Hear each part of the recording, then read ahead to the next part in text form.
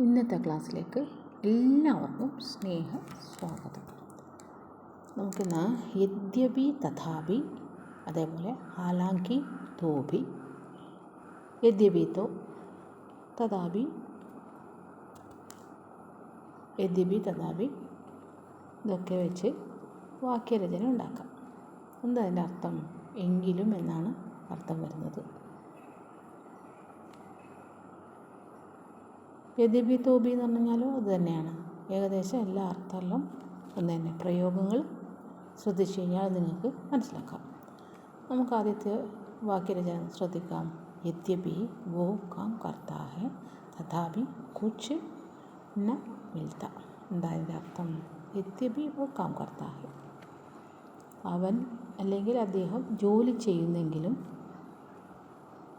കുച്ച് ന മിൽത്ത, ഒന്നും കിട്ടുന്നില്ല, ഒന്നും ലഭിക്കുന്നില്ല എന്നാണ് അതിൻ്റെ അർത്ഥം. ഇനി നമുക്ക് അടുത്തത് നോക്കാം. യദ്യപി തും സച്ച് കഹത്തെ തോ തഥാപി കോയി ന മാൻത. എന്താ അതിൻ്റെ അർത്ഥം? നിങ്ങൾ തും സച്ച് കഹത്തെ തോ, നിങ്ങൾ സത്യം പറയുന്നെങ്കിലും ആരും കോയി ന മാൻത, ആരും കണക്കാക്കുന്നില്ല, അല്ലെങ്കിൽ ആരും അംഗീകരിക്കുന്നില്ല. പിന്നെ അടുത്തത് നോക്കാം നമുക്ക്. അതെന്താണ്? ഹാലാങ്കി തോപിയാണ്. നോക്കാം. ഹാലാങ്കി തോപി. ഹാലാങ്കി വോ ഖിലാഡി ഥാ തോപി പഠായി മേ നിപുൺ ഥാ.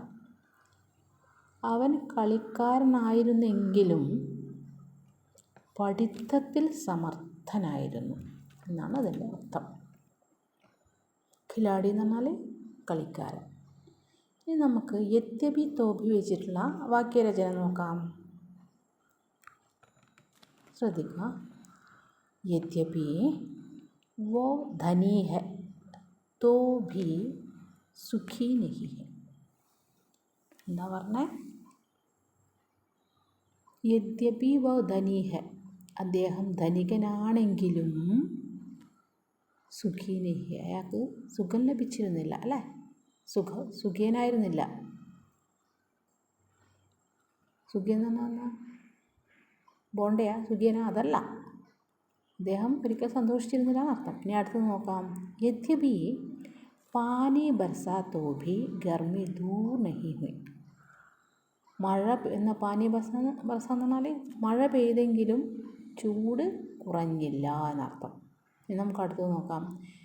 യദ്യപി വോ പരിശ്രം കർത്താ ഹൈ തോ ഭി പര്യാപ്ത നഹി. എന്താ വീട്ടിൽ അതിൻ്റെ അർത്ഥം?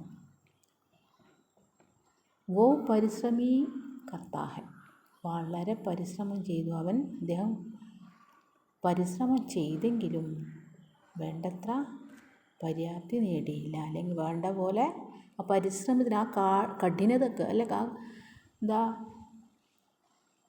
അദ്ദേഹം എത്ര കഠിനമായി പരിശ്രമിച്ചോ അല്ലെങ്കിൽ പരിശ്രമത്തിനൊത്ത ഫലമൊന്നും ലഭിച്ചില്ല എന്നർത്ഥം. വേണ്ട പോലെ ലഭിച്ചില്ല എന്നാണ് അതിൻ്റെ അർത്ഥം. അപ്പം മറ്റൊരു വാക്യരചനയല്ലേ യദ്യപി തോപി. ഇനി നമുക്ക് മറ്റൊന്ന് നോക്കാം. ഇതെന്താണ്?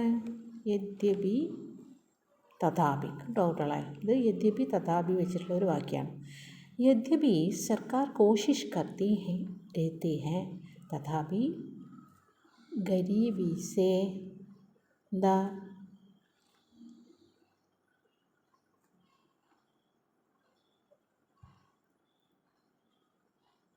ഹാത്ത് ധോന കഠിൻ ഹൈ, അല്ലേ? എല്ലാം എന്താ മനസ്സിലായത്? സർക്കാർ എന്താണ്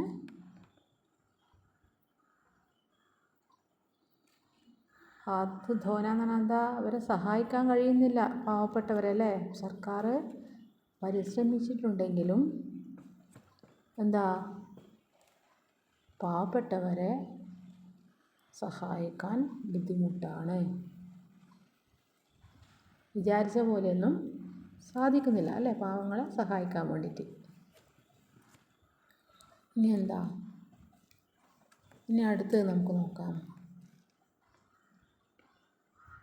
അതും യദ്യപി തഥാപി തന്നെയാണ് കേട്ടോ.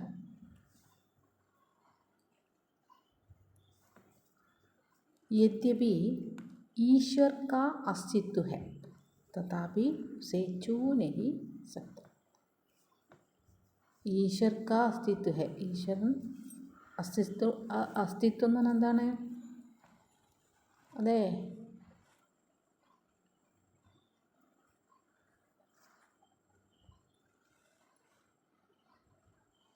സുസ്ഥിതിയുള്ള ആളാണ് അല്ലേ. പക്ഷേങ്കിൽ ഉസെ ചൂ നഹി സക്ത, അദ്ദേഹത്തെ നമുക്ക് സ്പർശിക്കാൻ കഴിയുകയില്ല.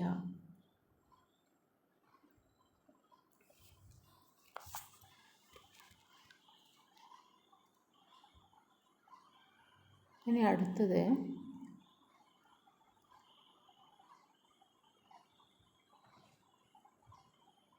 അടുത്തതും യദ്യപി തഥാപിയാണ്.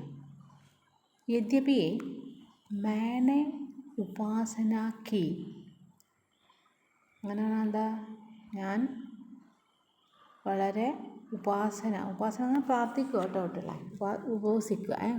ഉപവസിക്കലല്ല, ഉപാസന ചെയ്യുക, ഈശ്വരനെ പ്രാർത്ഥിക്കുക. എന്നിട്ടെന്താ, എനിക്ക് തഥാപി മേ ബച്ചിന പായ, എനിക്ക് രക്ഷപ്പെടാൻ കഴിഞ്ഞില്ല. എനിക്ക്